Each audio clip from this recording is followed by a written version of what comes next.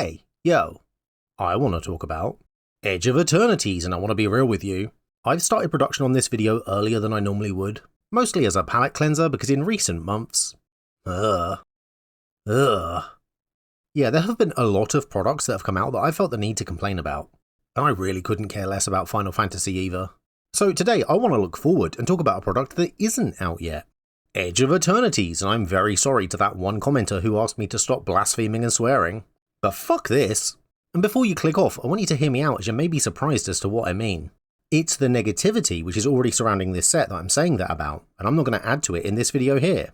Now admittedly, even though all the evidence would seem to suggest that this set will just be magic characters in space helmets, like all of the low effort so-called hat sets before it, which as you can see I've called out for their sins each time they've come out, and I do reserve the right to do that for Edge of Eternities once it releases if it turns out to be garbo, but I'm not going to do it here. I fully understand why the presumption is that this new set will be more of the same like those that came before it, but for some reason, Edge of Eternities gives me hope. Honestly, based on little more than vibes. Because here's a quick disclaimer for you. I said I started production on this video early and I meant it. As of time of writing, it's all about the Final Fantasy reveals right now. I have seen no spoiler cards and no previews for Edge of Eternities outside of the set's initial announcement. So I guess maybe it's just the fact that I'm still riding the high of Tarkir actually being a good set that's giving me a little bit of hope for Magic's next in-universe expansion. But for whatever reason, today I say no to negativity, in a sweary fashion, as I want to talk about the 5 things surrounding Edge of Eternities that I'm kind of, maybe, hesitantly excited about. Or let's just say cautiously optimistic about at least.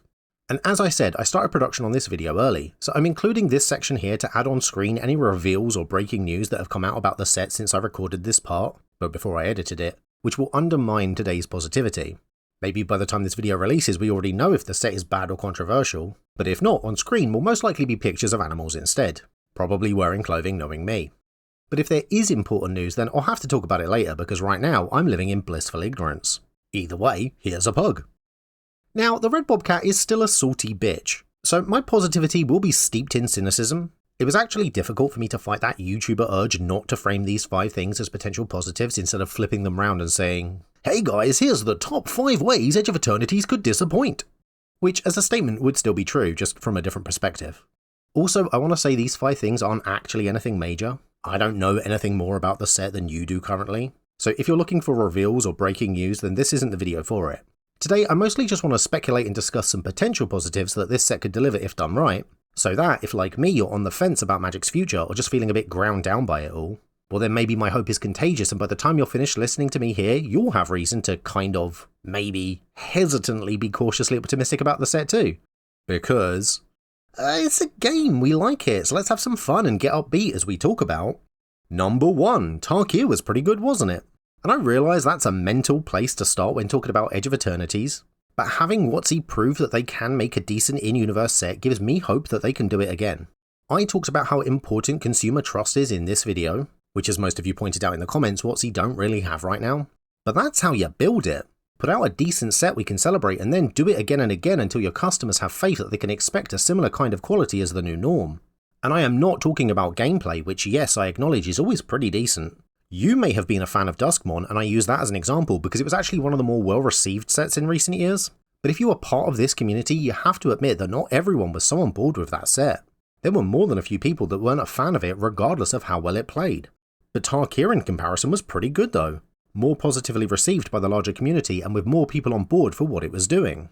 And I want to be clear, I'm not saying it was perfect. I'm not setting the bar that high and Tarkir had its flaws.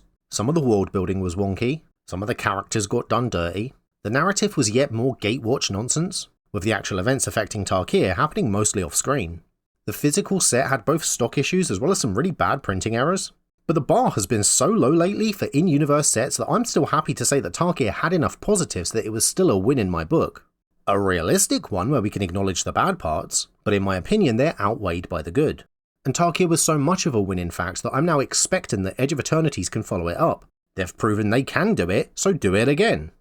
Number 2, we can learn more about the Blind Eternities. It's interesting, in fact it's one of Magic's most interesting aspects. The Blind Eternities is what separates Magic's multiverse from every other multiverse out there, because the planes are not separate realities, dimensions or timelines, they're more like islands floating in some sort of cosmic ocean that we know very little about. Planeswalkers can traverse it. Why? They can only do so once their spark is activated. Why? Each plane seems to be made up of all 5 colours of mana, but in some planes one colour is more prevalent than the rest. Both Liliana and Nissa have talked about how black mana is clearly more dominant on Innistrad, to a point of almost making any other spell harder to cast. This idea I feel is best summed up by the Souls of Avatar cards representative of each plane, but why? Are there more colours of mana out there? Is it always exactly and exclusively these 5 colours of mana? Why? Why are some planes cyberpunk, while others are talking animals? Why do some planes have subplanes? And why are some planes really tiny? Why is Magic's multiverse like this? And to be clear, I don't really want an answer because I actually think the question is more interesting. Some hints and clues to speculate about, however, would be fun. Plus, what a wonderful opportunity to introduce new elements to the game. Maybe give us a map of the multiverse. That could make plane chase more interesting. How about a new undiscovered plane, some sort of treasure to chase? Or maybe a prison realm holding back current unknown horrors? Wouldn't the game benefit from a new multiplanar threat faction in addition to Nicol Bolas, the Phyrexians, and the Eldrazi? Edge of Eternities gives us the opportunity to spice things up. And speaking of, number 3, we can learn more about the Eldrazi, because we know surprisingly little about them currently, and yet they're one of Magic's most enduring and iconic creature types. And the Blind Eternities is where they live, we think, if what they do could be called living. So here's a chance to fill in some blanks about them, or, and I cannot stress this enough, preferably create new blanks. The Eldrazi are interesting because they're unknowable. I swear to God, Watsy, if you take the Prometheus approach and explain the origin story of your greatest monster, you will ruin them. If it turns out that Emrakul is an experiment from an offshoot of the Riptide project orchestrated by a time-travelling Nicol Bolas who's gone back in an effort to enact a scheme of vengeance against Liliana after War of the Spark, or something equally as poorly conceived and I assume poorly written, I will not forgive you, and I swear to God, Watsy, that better be a dog in a hat on screen right now and not some kind of news or spoiler proving any of the nonsense I just said right, because if you ruin Emrakul, you will not hear the end of it from me. And in Watsy's defense, I think they're off to a good start. Edge of Eternities, despite the name, isn't actually set within the Blind Eternities itself, but someplace adjacent to it called the Edge. No, the other one. No, the other one. This game is silly and I'm not playing. But I think that's good though, as it shows that maybe we aren't getting an origin story for the Eldrazi, but it would make sense if they showed up and thus maybe give us some more information to speculate over when it comes to their unknowable nature. And I like that idea, I think that's fun. Number 4, my Patreon, which obviously I'm joking, but since it's been brought up already, hey, did you know that I have a Patreon? It lets me make videos like this. There's a variety of tiers, and for your support you get to be part of a fun, growing community. We have weekly opinion polls where we discuss things I bring up in these videos. I do a monthly blog where I talk about the channel and kind of just chat with my wonderful patrons in the comments. You get access to early audio-only versions of these episodes. And I'm thinking of doing some bonus content where maybe I read the wildest comments I get on my videos. Like, look at that. That's real. And you can get your name credited on screen at the end of my videos as a thank you too. It's getting to a point where I'm really having to consider if it's viable for me to actually continue making these videos or not, and I don't want to go anywhere, so if you're able to, please come check me out on Patreon. Your support will make all of the difference, and I really, truly mean that. Thank you. The real number 4, we can end Jace's story. And I know that's not going to happen, but a bobcat can dream. I have nothing against Jace. I even found him quite funny when in the midst of an apocalypse he couldn't help showing off his cool new coat. It is a cool coat, Jace, I get it. But I, like many others, am sort of sick of this Gatewatch-centric storytelling that I cannot believe that even after the introduction of the Omen paths, meaning that any character can appear on any plane, we're still getting. I mentioned already how Tarkia's narrative kind of focused on Elspeth, Narset and Jace skipping the titular Dragonstorm to visit Ugin and Nicol Bolas in the Meditation Realm. And yeah, Narset isn't a planeswalker, but she used to be, so what I'm saying still counts. And what, all that stuff about the spirit dragons appearing and clans reforming and, you know, Tarkia, the thing the set was named after, was just background dressing for another Jace and Gatewatch friend's adventure. I dropped off the Bloomburrow narrative as soon as Raul Zarek showed up and started talking about, you guessed it, Jace. And Outlaws of Thunder Junction was an opportunity to see how the multiverse reacts to suddenly being interconnected by Omen paths for the first time. But instead we sort of skip past that to tell a story about Oko, and you'll never guess, Jace. Magic is apparently all Jace all the time, baby. His ultimate plan from the Phyrexian invasion to Duskmourn to Aetherdrift all led him here, wherever the edge is, and maybe that could be the end of it? Finish his story and refocus the narrative back on individual characters from individual planes and what makes those worlds interesting without skipping past them just to hear about bloody Jace. Yet again. And in a similar vein of refocusing on what I consider to be Magic at its best, number 5, maybe sales will be good. And this is a weird and meta reason to be excited for a set, especially given that one of the arguments in favour of Universes Beyond is, but it makes money, and I think that's a poor argument from a consumer perspective. But I'm not really talking about the money when I say I hope the set sells well. What I'm saying is I hope the set is popular. I hope the WotC see high sales and are sent a message that people do actually want in-universe sets. I hope unlike some other sets they choose to give this one the resources it needs to be decent. And again, like with Tarkir, I'm not asking for perfection, but just an expansion to this game that I actually want to celebrate. I think space opera is maybe not what I would immediately think of when I think Magic, but hey, the Kaladesh set worked, the Brothers War set worked, the Neon Dynasty set worked, and the Aetherdrift set is also here. So I am willing to give WotC the benefit of the doubt when it comes to sci-fi if it's done well. And that's really the crux of what I'm saying I'm excited about with this point, because maybe they have done well. Maybe with this and Tarkir back to back both being good in-universe sets, it's a sign that WotC is moving into an era of Magic that I actually want to fully engage with again. Because that's the company line, right? I want to play, so make products that I want to do that with then. Maybe if they realise that in-universe sets have a place in players' hearts, we'll start to see universes within reprints of those mechanically unique Lord of the Rings, Warhammer and Final Fantasy cards.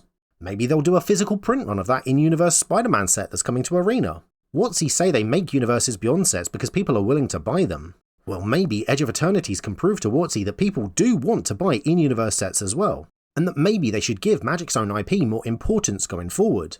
And the possibility of that, thanks to the potential Edge of Eternities has at also being a good set that sells well, is exciting to me for Magic's future.